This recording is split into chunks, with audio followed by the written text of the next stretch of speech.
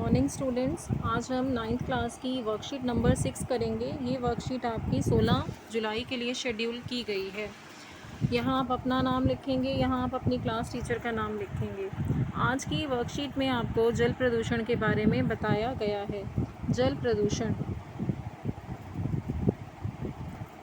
जल एक महत्वपूर्ण प्राकृतिक संपदा है। ठीक है, जल जो है हमें नेचर की तरफ से मिला हुआ क्या है, एक अनमोल रतन आप कह सकते हैं। एक महत्वपूर्ण प्राकृतिक संपदा है।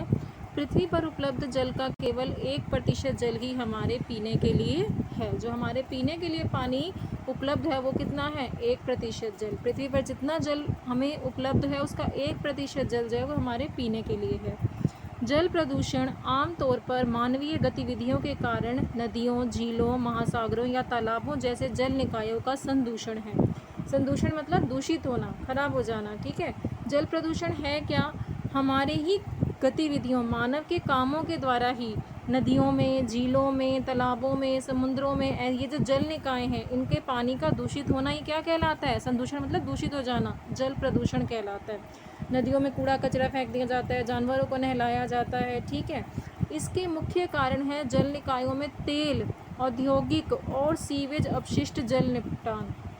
जो भी फैक्ट्रीज़ लगी होती हैं, तेल की फैक्ट्री हैं या और हैं, तो उसमें क्या है, उनका जो अपशिष्ट है, अपशिष्ट पदार्थ है, वो जल में, पानी में जब जाते हैं, नदियों के पानी में, तो उस पानी को क्या करते हैं, दूषित करते हैं। पशुओं का अपशिष्ट है, और जो कीटनाशक और उर्वरक जो खेतों में डाले जाते हैं वो भी जब बारिश के पानी के साथ बह करके नदियों में चले जाते हैं तो वो भी क्या करते हैं, जल को खराब करते हैं। जल प्रदूषण होता है इसी वजह से।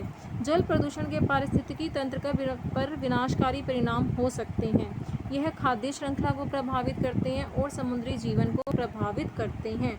जल प्रदूषण क्या है, इसके बहुत विनाशकारी परिणाम है। खाद्य श्रृंखला को कैसे प्रभावित करेंगे, जैसे अगर मैं समुद्र की बात करूं तो समुद्र में क्या है, छोटे जीव, बड़े जीव, बड़ा जीव जो है वो छोटे जीव को खाता है, यानी कि बड़ी मछली छोटी मछली को खाती है। ठीक है, ये पूरी एक खाद्य श्रृंखला बनी हुई होती है कि बड़ा जीव छोटे जीव को खाएगा, इस तरीके से बना है। फिर उससे बड़ा जीव जो है, जैसे छोटी मछली को बड़ी मछली खाएगी, फिर बड़ी मछली को दूसरा जीव खाएगा, तो ये खाद्य श्रृंखला जो है वो प्रभावित हो जाती है। अगर जल प्रदूषित हो जाएगा, छोटी मछलियाँ ही मर जाएंगी, तो बड़ी मछलियों के लिए क्या बचेगा, भोजन।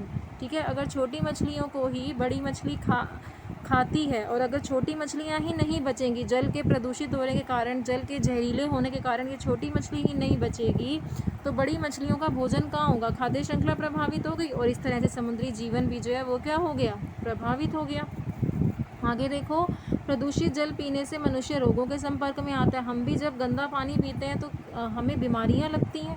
हम जल निकायों में निर्वहन से पहले सीवेज का उपचार करके जल प्रदूषण को नियंत्रित कर सकते हैं। नियंत्रित कैसे कर सकते हैं हम, ये जो सीवरों का जो पानी है, ठीक है, ये भी नदियों में जाता है, तो इन जल निकायों का पानी खराब हो जाता है, नदियों का पानी, तो सीवेज ट्रीटमेंट प्लांट होते हैं, उससे क्या होता है कि जो पानी है वो साफ़ हो जाता है, तो जल प्रदूषण को नियंत्रित किया जा सकता है। जल निकायों में जाने से पहले ये जो सीवेज का जो वाटर है, ये जो पानी है, सीवेज ट्रीटमेंट अगर प्लांट लगा लिए जाएं तो जल ये वाला साफ़ हो जाता है और जल प्रदूषण को नियंत्रित यानी कि कंट्रोल किया जा सकता है। जल का पुनः उपयोग।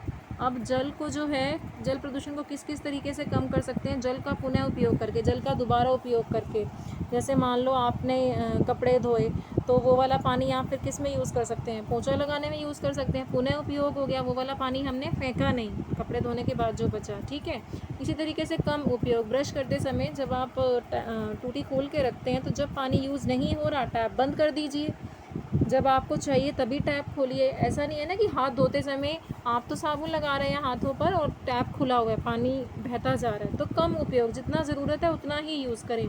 पुनः चक्रण जल कैसे कहेंगे कि ये जो सीवरों का पानी था, ये जो सीवेज का पानी था, अगर ये साफ़ हो जाए, ठीक है, ये जो सीवरों का, ये इसमें दिखाया ना, तो ये अगर ये पानी साफ़ हो जाए सीवरों का, सीवेज ट्रीटमेंट प्लांट लगा करके, तो पुनः चक्रण हो जाएगा जल का और जल प्रदूषण जो है वो कम हो जाएगा। उसके बाद है water hyacinth plant. Water hyacinth plant होते हैं ये भी समुद्रों में। ये पौधे क्या करते हैं, पानी के अंदर से जहरीले रसायन को अवशोषित कर लेते हैं। जो वाटर हाइसिंथ वाले जो पौधे होते हैं, ये पानी के अंदर से जहरीले रसायन को सोख लेते हैं, अवशोषित कर लेते हैं, पानी साफ़ हो जाता है और जल प्रदूषण को कम करने में हेल्प करते हैं। ठीक है, यहाँ आपको देखो चित्र में क्या दिखाया गया है, ये सीवेज अपशिष्ट जल जा रहा है।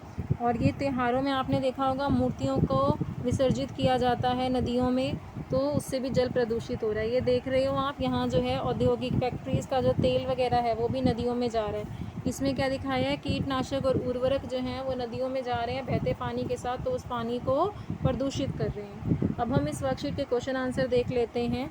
नीचे दिए गए चित्र को देखें, उन 3 मुख्य चीज़ों की सूची बनाएं जो जल प्रदूषण का कारण बनती हैं।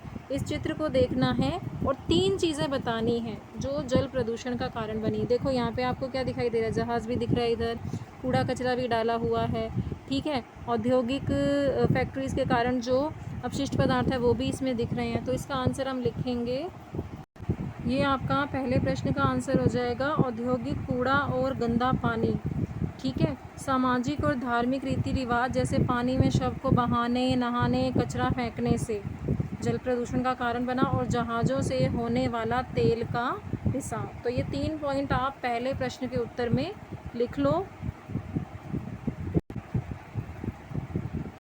आपका दूसरा प्रश्न है, जल प्रदूषण पर एक स्लोगन लिखिए।